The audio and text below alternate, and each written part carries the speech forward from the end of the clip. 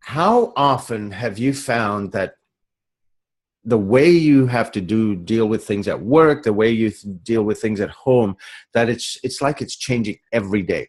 People have figured out that everything we know about doing our work is changing, so that's doubling about once every year. So that means in about a year, half of everything you know about doing your job is going to be obsolete.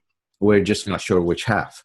And so when you've got a world of change like this, it doesn't make sense to just react the way that we've done it in the past, because what you're doing is reinventing to adapt to a world that doesn't exist anymore.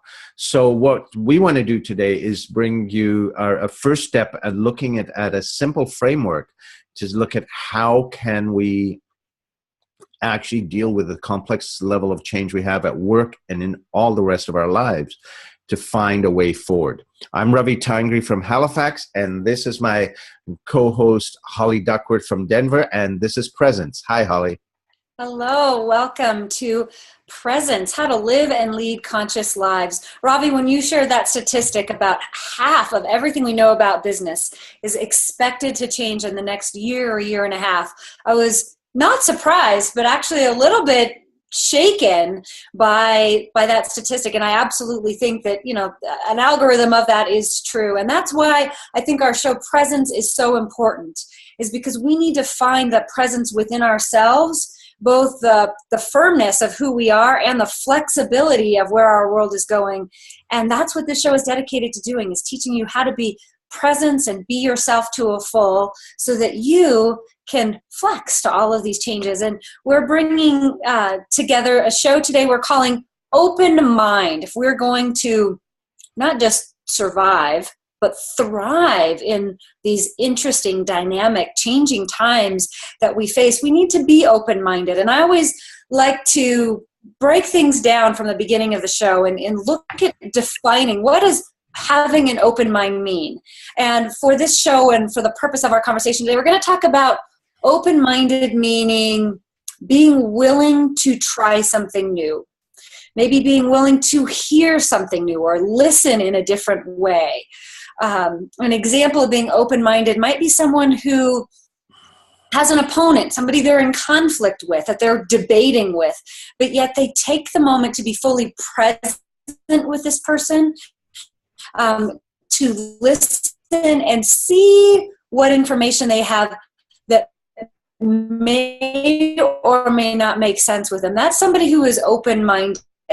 As a prayer practice, I'm always looking for that place a little outside of my comfort zone that might invite me to be a different person, to learn something new or expanded. I don't necessarily have to agree with everybody, but I do find that the more open-minded I am, the more I get to learn about myself and how I engage with the world. What are the beliefs and the actions that I'm taking as a result of what I choose to bring into my consciousness? So we started last week, show number 1, which was on this idea of the you process. And that's based on the work of presencing. So I wanted to invite you to give us a quick review. We know we're going to focus on the second step of that process today, open mind, but let's go back to go forward. Tell us a little bit about the you process so we can take our next step diving into becoming more open-minded. Well, the you is something nobody invented, but they observed that people that are dealing with complex change, they studied them and they found there's a pattern that the people who are really successful went through. And what it's about is a lot of times when stuff happens, and for those who have video, I'm going to take you through a little diagram and I'll explain it to those who don't have the video. If you've got a piece of paper near you, if you were to, at the top left of the paper, put a little X, and that, let's say, represents where you are now, okay? And then at the top right of the paper, put a circle or a bullseye. So that's where you want to be. And quite often, because we're moving in such a crazy, hectic, let's move things fast world, what we do is we jump to action and say, what's the quickest, easiest way to get there? And so if you were to draw an arrow from the X straight across to that bullseye on the right, let's get to action. The trouble is, first of all, a lot of times if we react that quickly, we're just dealing with symptoms. We're not dealing with the root issue. And quite often the things we do can cause more problems than the original problem itself. And then we have to keep fixing and fixing and fixing. Also, remember what we said at the beginning, things are changing so fast. So if you're jumping to action, you're basing stuff on what you knew, which may no longer be valid. So what these people have discovered is if you can slow the process down, instead of just jumping to action, we go through a slower process that's called the U process. And the first step, going down the U. So imagine drawing a U. At the top, you've got the X. On the left and the right, you've got the bullseye. Instead of just going straight across, imagine drawing a U that goes, the top left of the U is at the X, the top right ends with an arrow at where you want to be at the bullseye. So the first part of the U, sliding down the left side of the U from the X, is called sensing. And that's where we really stop to find out what's going on, not just our perspective, but all the other perspectives that are there. So all of the different insights, the different people's opinions, we don't just assume we know it.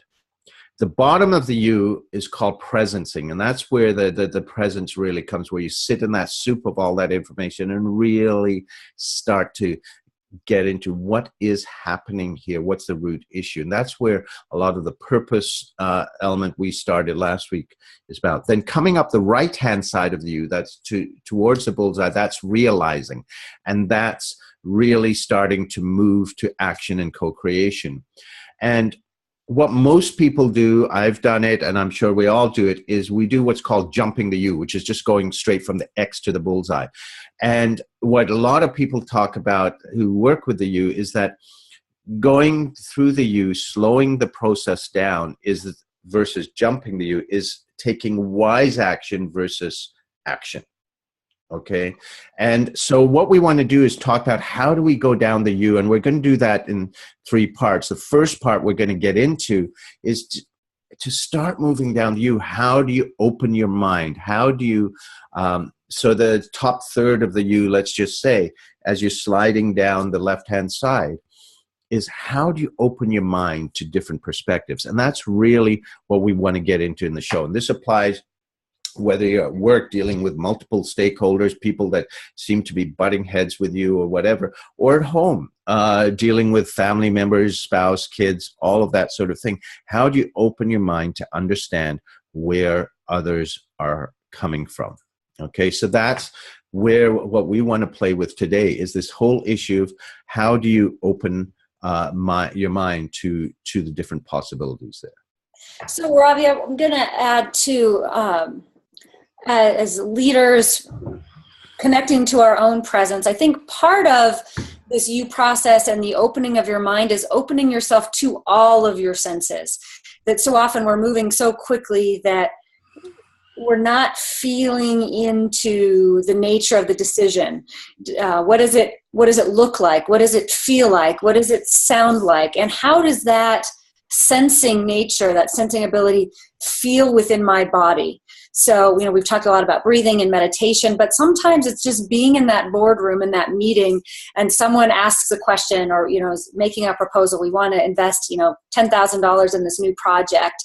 And we're so stuck in our head in the data piece of it that the U process and the sensing aspects of it, the opening your mind aspects, invite us to have a different conversation with ourselves and say, does this feel good in my body? Does it sound good in my body? Am I excited about it? And when you get a boardroom of people together all using this tool and looking at the sensing faculties, I think you get a better decision that way.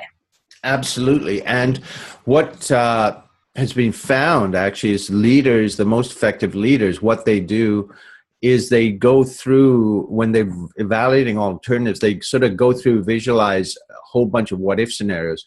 And the one that they usually act on is the one that they have the gut feel that it feels that way. There may be data and whatever, but there's a lot of data that shows that we make decisions, even multi-million-dollar corporate decisions, certainly personal decisions, emotionally, and then we find the data to rationalize it.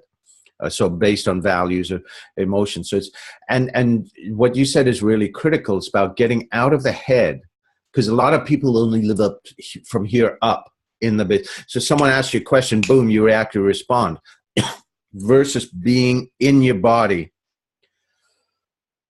and taking a moment to really hear the question and allow your thoughts and your feelings to come together. Because if you're just responding, you're responding based on programming of history. You're not fully present, and you're not even necessarily really hearing the question clearly, because you may be assuming they're asking one thing, which you've been asked 1,000 times, but they're really asking something else. So how can you be present to hear what they're saying? And I think to the show theme of opening your mind, that I often find myself falling into that innocent, instant, judgmental decision-making process. And one of the ways that I help myself open my mind is, okay, wait, what's the question I could ask here? How could I get more data? Even in those times I think I know, I invite one or two more questions, not to be the troublemaker so much, but just to see what is it that I may be missing here. You know, I'm famous for my, the why, how, what, why do you want this? Why does this light you up? Why does this make you feel good? How could I either contribute or not contribute best in the situation? I think with the rapid rate of change that you talked about at the opening of the show, we need to be presencing as leaders to ask the questions of how we can make these changes possible. The very word impossible means I am possible. So looking at those things that we never thought would be possible before, and asking the questions to sense into, wow, what if this is really just my own human construct, a consciousness that I could be open and willing to change.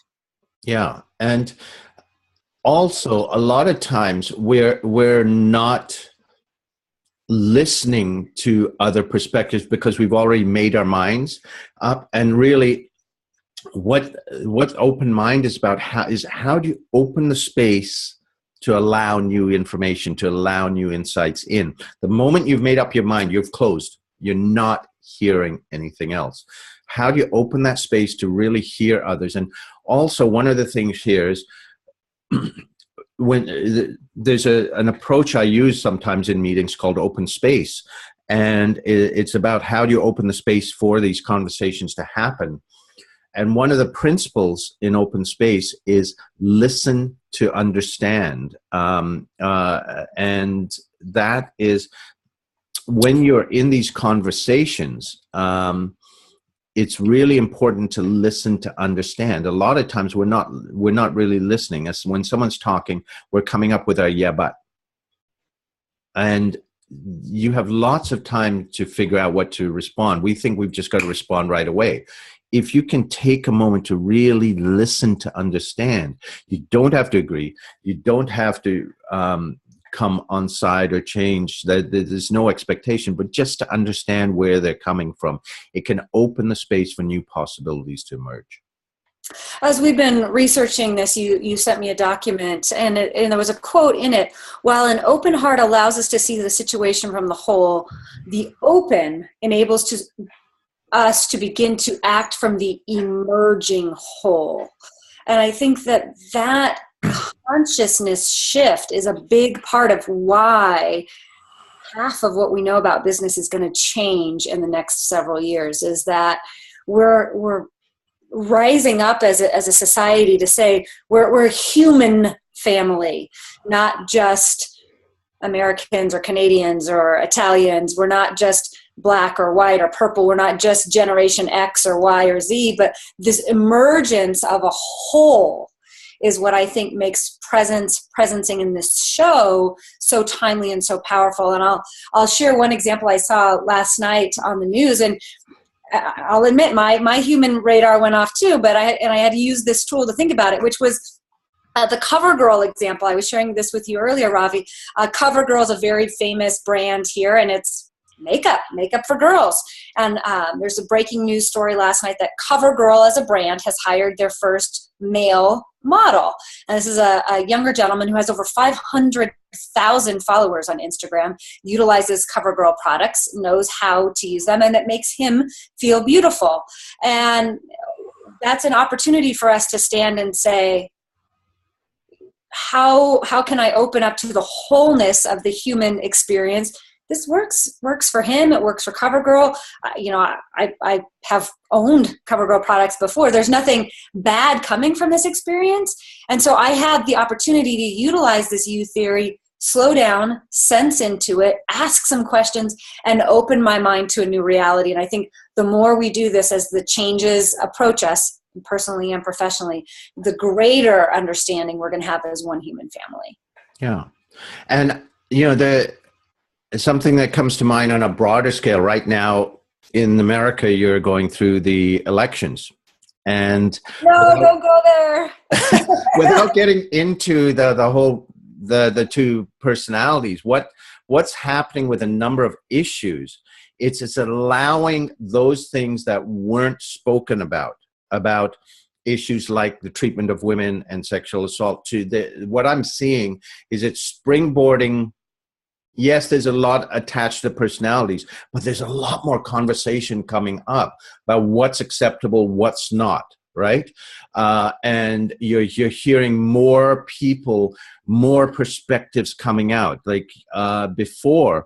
And I think, this is actually a good thing. Before, you didn't hear professional athletes saying, you know what, this is what we talk about, and talking this way is not appropriate. That's powerful. Right? With issues like climate change, you've got a real polarization. And there's an opportunity, if you are not just stuck in this is what I believe and this is it, to really hear other perspectives. There's so many people out there. So if you can go into those things without saying, no, this is the way I believe it is, and that's all there is. If you can go in there with open mind to really understand where they're coming from, you may be able to make a much more well thought through decision on where you think you should be on all of these issues. If you can put aside, this is, I'm partisan, this is the way it is, or this is the way I've always believed, put that aside and listen to the other perspectives to hear where they're coming. There is an opportunity, if you've got the courage, to open your mind and really hear them. You don't have to accept it, but really hear where they're coming from. Because only by hearing the other parties can you actually find a way that moves forward for everybody and co-create a way forward. When we know better, we do better. We know better, we do better. So we have a couple of tips to wrap up the show. One of the tips that I really like, and Ravi and I have been using it in show prep, is this idea of paraphrase back what you heard and make sure you got the message. I think that both the person sending the message is equally responsible for making sure that the person received it. And are we asking questions? I know I use this a lot in my personal life too. Okay, wait, I had this experience of you in your body language or in the words that you spoke about. And then you debrief with somebody and they go, oh no, that's totally not what I meant. I was just really busy and I didn't have a time to share with you this particular message. And so I interpreted it as they weren't interested or they didn't want to be a part of the project. And yet really it was just a timing thing for them. So paraphrasing, did I hear you right? Did I experience you correctly? Right. This is part of the listening to understand. And then people know that you're really listening to them, right? Versus just reacting.